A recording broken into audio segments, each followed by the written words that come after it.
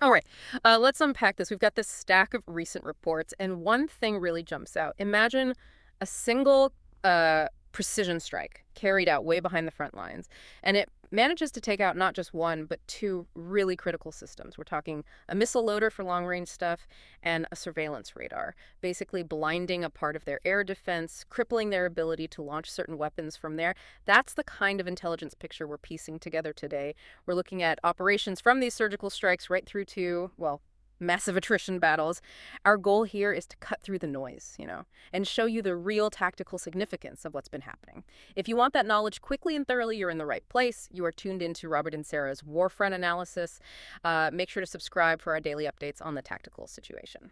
Right. So these sources detail this pretty astonishing strike deep inside Russia's Kursk region. Like I said, not a frontline thing. This feels more strategic. Let's start there. The night of October 4th. Yeah, and what's really fascinating looking at the source material is the complexity of it all. It apparently wasn't just Ukrainian Special Operations Forces, the SOF. They reportedly worked with a partner group described as the Chernaya Iskra movement. Chernaya Iskra.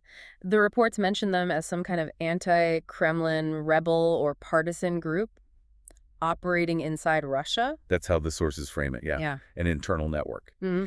And their involvement, if accurate, is pretty critical. It suggests, significant human intelligence on the ground, deep access.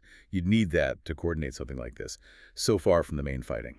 That kind of partnership, wow, it really speaks volumes about the coordination involved. And the risk, obviously. And the targets, they weren't random, were they? The sources are specific. Two very high-value assets destroyed. The first one was near a village called Ovsyanikovo, a transport and loading vehicle for the Iskander missile system. Right, and when you talk about strategic value, that vehicle, Yeah. that might be one of the rarest, most difficult kills described in these reports. Why is that? More than the missiles themselves. Well, think about it. The sources suggest the missiles might be stored in fixed, maybe hardened sites. But you need these specialized mobile vehicles, the loaders, to get them out, prep them, get them ready to fire. They're key for readiness, for mobility. But because they are mobile, finding them, tracking them, hitting them successfully, that's incredibly tough. Oh, okay. So destroying the loader. It's a direct bottleneck, an immediate one, on their ability to actually use those long-range Iskander missiles in that whole sector. It's not just taking out one missile, it's potentially disabling the system's deployment capability there, at least temporarily. The very missiles, sources say, have been hitting Ukraine. That makes sense. You're not just hitting hardware, you're hitting the crucial link that lets the weapon work. But okay, they didn't stop there. Near another village, Nizhny Rutets, the sources confirmed they also destroyed a 1L122 Garmin radar station. Yes, the Garmin. For context, technically speaking, it's a smaller radar, but it's designed for pretty sophisticated tasks. Detecting, tracking air targets, providing very accurate target designation data. It's like a key eye for the local air defenses and surveillance network. An eye. So taking it out. Well, connecting it to the bigger picture, hitting this radar basically removes the ability of any nearby short-range air defense units to see incoming threats properly, whether that's drones, cruise missiles, maybe even other infiltration teams. It's effectively a strategic blinding move in that specific area. A blinding operation, you called it. That brings up a strategic question, doesn't it? We've seen quotes in the sources attributed to the Ukrainian military talking about this strategy of inflicting 1,000 cuts, to bring the enemy closer to offensive and strategic collapse. How do these two specific cuts, taking out a missile loader and a radar, how do they really accelerate a systemic collapse? Aren't they just setbacks? That's a good question. And I think that's where we move beyond just simple attrition, just counting destroyed equipment. When you look at the strategic value, these strikes, they target things the enemy likely can't replace easily or quickly. Replacing a standard tank or an armored vehicle on the front line, it's costly, sure, but it's part of the expected churn of war. Inventory attrition. Okay. But replacing a highly specialized missile logistics vehicle or a sophisticated modern radar system like the Garmin. That often needs long manufacturing lead times, specialized factories, critical components, maybe components affected by sanctions. So it's not just a logistical headache, it's potentially an erosion of their high-tech capability. And that 1,000 cuts idea, if we look at the philosophy behind it, seems to target that Achilles heel of modern warfare, this deep dependency on really robust, redundant logistics and reconnaissance networks. But hang on a second. Even if they're hard to replace, surely there's redundancy built in.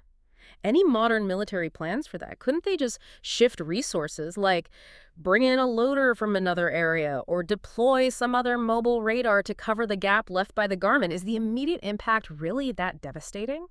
That's a fair challenge, definitely. And the sources seem to imply the value isn't just in the single loss itself, but maybe more the ripple effect it causes. Okay, so they shift resources, but when they do that, they might create a weakness somewhere else, right? If they pull a replacement loader vehicle from another launch site, maybe that site's readiness drops. If they deploy a different mobile radar to cover the blind spot, maybe that unit isn't as well integrated, maybe it's operating kind of disconnected, making it more vulnerable. Ah, I see. So it forces difficult choices. Exactly. The insight here seems to be that these kinds of strikes force the enemy into a resource allocation problem. They have to decide whether to use limited, high-value assets to protect the deep rear, potentially pulling them away from the main front. And that creates these cascading inefficiencies. And that feels like the definition of applying systemic pressure. Yeah, okay. That clarifies the link between that kind of scalpel strike and the bigger strategic picture much clearer. But like you said, this surgical action is happening at the same time as just brutal, high-intensity fighting on the main front lines. Let's shift to that now. The overall combat situation reported for, what was it, November 4th to 5th, the sheer volume of action reported across the front. It's just staggering. It really is. The reports mention 154 combat engagements in that 24-hour window. 154. Yeah. I mean, just to put that number into perspective, that averages out to more than 6 significant combat actions, clashes, or coordinated assaults every single hour across the whole line of contact. Wow. And the reports also stress the breadth of it all. Russian forces were apparently attacking in 12 separate directions simultaneously. So this isn't like one big push in one spot. It's sustained, high-tempo fighting, probing, trying to find weaknesses, trying to pin Ukrainian forces down everywhere. Exactly. That 154 number really underscores the scale of this grinding war of maneuver and countermaneuver. So you've got the strategic strikes we talk about, sort of targeting the nervous system deep inside, and then you've got this massive constant pressure being applied right at the point of contact, which inevitably leads to the attrition numbers reported. They really tell a story about the cost of keeping up this tempo. Right, let's look at those costs. The reported Russian losses over that same 24-hour period, the sources give specific figures, clearly focusing on attrition. They report 900 troops lost, which just highlights the human cost of those 154 engagements. Yeah, a heavy toll. And beyond the personnel, the reports detail significant equipment losses too. Things like 3 tanks, 3 armored combat vehicles, and a really substantial number, 70 units of automotive equipment, trucks, supply vehicles, the logistics backbone. 70 units of transport is a lot for one day. It is. And Right. crucially, the sources also highlight the destruction of 2 air defense systems and 24 artillery systems. 24 artillery systems, that's huge. That points directly towards successful counter-battery fire, doesn't it? Absolutely, taking out the guns. But the number in these reports that really just leaks off the page, Yeah. it's the tactical level unmanned aerial vehicles, the UAVs. Ah, yes, the drones. What was the figure? The figure reported is 398. 398 tactical UAVs lost in that single 24-hour period. 398 in one day. That's the number given. Yeah. And it really defines the character of the fighting right now. These tactical UAVs, they're the eyes and ears, right? They're critical for spotting targets for artillery, for adjusting fire, for frontline recon, finding hidden positions. Losing almost 400 of those reconnaissance tools in 24 hours. That sounds extraordinary. What does that actually mean on the ground? Well, it implies a few possibilities. Maybe unprecedented success in electronic warfare, jamming them or making them crash. Or maybe extremely effective counter-UAV weapons, taking them down in large numbers. Yeah. Or perhaps it just means the enemy is having to use these assets so aggressively, maybe pushing them so hard into contested airspace that they're being lost at a completely unsustainable rate. But whatever the main cause, the immediate implication has to be a dramatic impact on the accuracy of their artillery fire. You simply can't effectively fight through 154 engagements without good, precise reconnaissance guiding your shells. So that high loss rate for UAVs, it connects directly back to destroying those 24 artillery systems. If you blind the spotter of the drone, it makes the gun itself much easier to locate and hit with counter battery. It creates this very dangerous feedback loop for the side on the attack. Right, exactly. The battlefield effectively goes dark, or at least very blurry, for the side relying so heavily on those drones if they're losing them that fast. Okay, so let's try and pull these threads together now. We've seen the reports detailing these two, Very different, but clearly interconnected approaches working at the same time. That's right. The narrative that emerges from the source material seems split between these two types of action.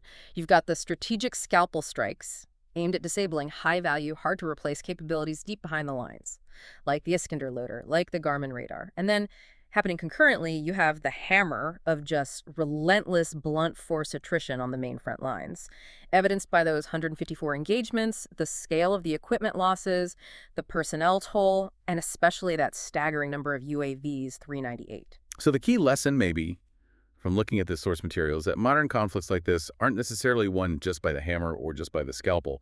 It's about coordinating both. It seems that way.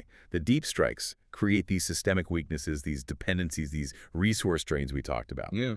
And those vulnerabilities, in turn, might make the attrition efforts on the front lines more effective, more impactful. Makes sense. Yeah, understanding how losing, say, a rare logistics vehicle way back in Kursk might eventually affect the ability to sustain an assault hundreds of miles away, while at the same time losing nearly 400 drones degrades intelligence and artillery accuracy across the entire front.